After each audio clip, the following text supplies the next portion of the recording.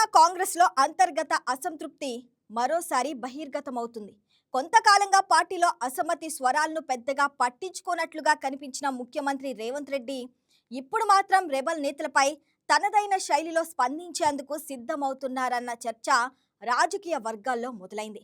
నేరుగా చర్యలు తీసుకోవటం కంటే పార్టీ వేదికపైనే ఎదురుదాడి చేయడం, అసమ్మతి నేతలకు రాజకీయంగా గట్టి సంకేతాలు పంపడం ద్వారా పరిస్థితిని తన నియంత్రణలోకి తెచ్చుకోవాలన్న వ్యూహాన్ని సీఎం అనుసరిస్తున్నారన్న అభిప్రాయాలు వ్యక్తమవుతున్నాయి. తాజాగా కొండా సురేఖను టార్గెట్ చేస్తూ 15 మంది ఎమ్మెల్యేలు, 5 ఎమ్మెల్సీలు నిర్వహించిన మీడియా సమావేశం కాంగ్రెస్లో కొత్త చర్చకు దారితీసింది. కొండా సురేఖ రాజీనామా చేయాలని డిమాండ్ చేయడంతో పాటు ఆమె చేసిన వ్యాఖ్యలను తీవ్రంగా తప్పుపట్టడం ద్వారా అసమ్మతి నేతలకు గట్టి హెచ్చరిక పంపినట్లయింది. సీఎం రేవంత్ రెడ్డి రాష్ట్రంలో లేని సమయంలో చోటు చేసుకున్న వ్యాఖ్యలకు ప్రతిస్పందనగా ఇంతమంది ప్రజాప్రతినిధులు ఒకేసారి మీడియా ముందుకు రావటం వెనుక సీఎం వ్యూహం ఉందన్న అనుమానాలు రాజకీయ వర్గాల్లో వ్యక్తమవుతున్నాయి.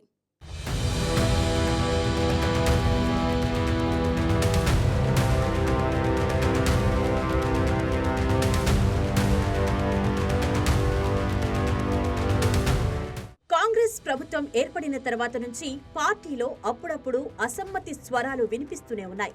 మంత్రులు, ఎమ్మెల్యేలు, ఇతర నేతల మధ్య విభేదాలు ఉన్నాయన్న వార్తలు కూడా వచ్చాయి.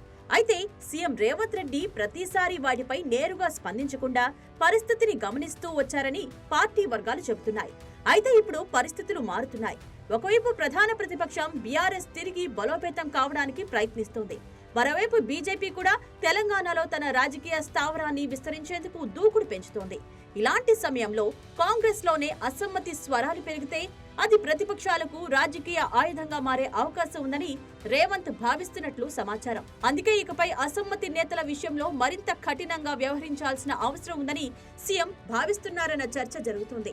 అయితే రెబల్ నేతలపై వెంటనే క్రమశిక్షణ చర్యలు తీసుకోవడం రేవంత్ వ్యూహం కాదని పార్టీ వర్గాల్లో మరో వాదన వినిపిస్తుంది. చర్యలు తీసుకుంటే అసమ్మతి నేతలకు మరింత రాజకీయ సానుభూతి లభించే అవకాశం ఉందని సీఎం భావిస్తున్నట్లు తెలుస్తోంది. పార్టీ నుంచి సస్పెండ్ చేయడం, షోకాజ్ నోటీసులు ఇవ్వడం వంటి చర్యలు తీసుకుంటే అసమ్మతి నేతలు మరింత దూకుడుగా వ్యవహరించే అవకాశం ఉందని అంచనా వేస్తున్నారట. ముఖ్యంగా పార్టీపై, ప్రభుత్వంపై ఆరోపణలు చేయడానికి వారికి మరింత వేదిక లభిస్తోందని భావిస్తున్నట్లు సమాచారం.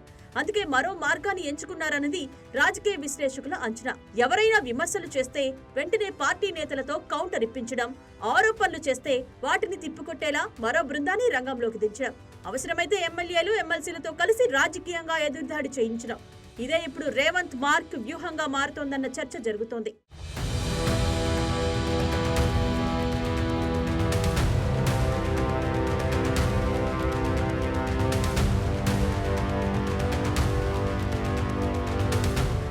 ఇటీవల కొండా కుటుంబం నుంచి వచ్చిన వ్యాఖ్యలు కాంగ్రెస్ లో రాజకీయ వేడిని మరింత పెంచాయి. సీఎం కుటుంబాన్ని ఉద్దేశించి ఆరోపణలు చేయడం, తమపై ఒత్తిడి తీసుకొస్తే మరిన్ని విషయాలు బయటపెడతామంటూ హెచ్చరికలు చేయడం వంటి పరిణామాలు అధికార పార్టీలో చర్చకు దారితీశాయి. ఈ వ్యాఖ్యల వెనుక ఇతర రాజకీయ శక్తుల ప్రోత్సాహం ఉందా అనే కోణంలో కూడా కాంగ్రెస్ అధిష్టానం ఆరా తీస్తున్నట్లు ప్రచారం జరుగుతోంది. నేరుగా ముఖ్యమంత్రిని ఢీకొని రాజకీయ ప్రయోజనం సాధించడం కష్టమైతే ఇతర రాజకీయ వేదికను ఎంచుకునే ప్రయత్నం జరుగుతుందా అన్న అనుమానాలు కూడా కాంగ్రెస్ వర్గాల్లో వినిపిస్తున్నాయి. అయితే కొండా కుటుంబం మాత్రం తమకు పార్టీపై, ప్రభుత్వంపై ఉన్న అభ్యంతరాలను బహిరంగంగా వ్యక్తం చేస్తున్నామని చెబుతోంది. దీంతో ఈ వివాదం వ్యక్తిగత ఆరోపణల స్థాయిని దాటి కాంగ్రెస్ లో అంతర్గత అధికార సమీకరణాల చర్చగా మారుతోంది. తాజాగా జరిగిన ఎమ్మెల్యేలు, ఎమ్మెల్సీల సమావేశంలో కొండా సురేఖను ప్రధానంగా టార్గెట్ చేయడంతో పాటు పార్టీలోని ఇతర అసమ్మతి నేతలపైన తీవ్ర విమర్శలు చేయడం కీలక పరిణామంగా కనిపిస్తోంది. అంటే ఇది కేవలం కొండా కుటుంబానికి ఇచ్చిన కౌంటర్ మాత్రమే కాదని, పార్టీలోని మిగతా రెబల్స్ కు కూడా ఒక సందేశం పంపేందుకే ఈ సమావేశాన్ని ఉపయోగించుకున్నారన్న అభిప్రాయాలు వ్యక్తమవుతున్నాయి.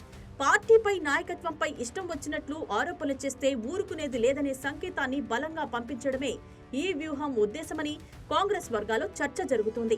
అంతేకాదు, అవసరమైతే ఢిల్లీకి వెళ్లి కాంగ్రెస్ అగ్రనేతలు కేసీ వేణుగోపాల్, మల్లికార్జున ఖర్గేతో సమావేశమై ఫిర్యాదు చేస్తామని ఎమ్మెల్యేలు, ఎమ్మెల్సీలు ప్రకటించడం కూడా ప్రాధాన్యత సంతరించుకుంది. ఇది కేవలం మీడియా ప్రకటన కాదని, ఈ వ్యవహారాన్ని పార్టీ అధిష్టానం దృష్టికి తీసుకువెళ్లేంత తీవ్రంగా పరిగణిస్తున్నామనే హెచ్చరికగా చూడాలని రాజకీయ విశ్లేషకులు చెబుతున్నారు.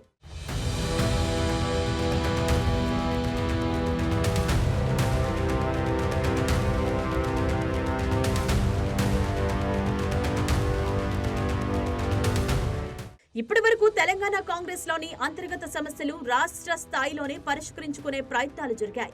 కానీ అసమ్మతి స్వరాలు మరింత పెరిగితే స్వయంగా సీఎం రేవంత్ రెడ్డి తన అనుకూల ఎమ్మెల్యేలు, ఎమ్మెల్సీలు బృందాన్ని ఢిల్లీకి పంపించే అవకాశం ఉందన్న చర్చ కూడా మొదలైంది. అధిష్టానం జోక్యంతో రెబల్ నేతలకు స్పష్టమైన సందేశం ఇప్పించాలన్న ఆలోచన ఉండొచ్చునని పార్టీ వర్గాలు చెబుతున్నాయి.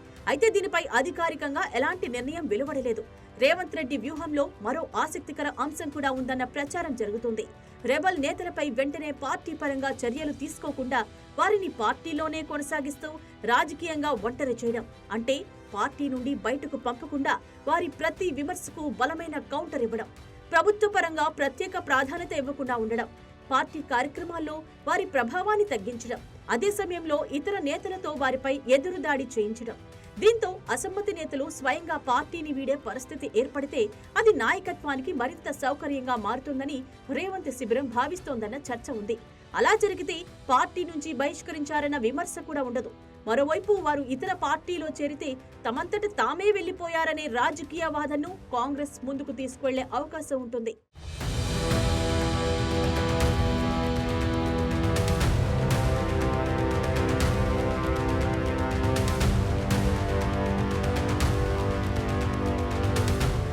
అయితే ఈ వ్యూహం ఎంతవరకు పనిచేస్తుంది అన్నదే ఇప్పుడు అసలు ప్రశ్న.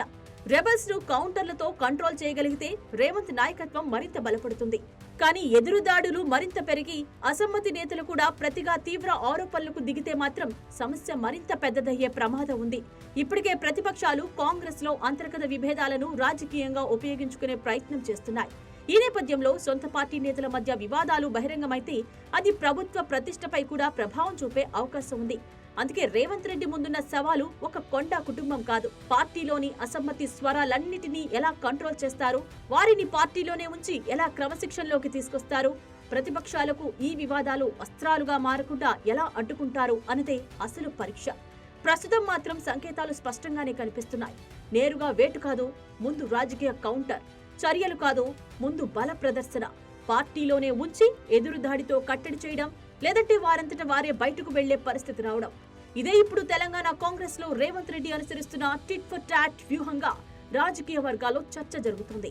మరి ఈ దండయాత్ర రెబల్స్ ను వెనక్కి తగ్గిస్తుందా, లేక కాంగ్రెస్ లో అసమ్మతి మరింత ముదురుతుందా అన్నది రాబోయే రోజుల్లో తేలనుంది.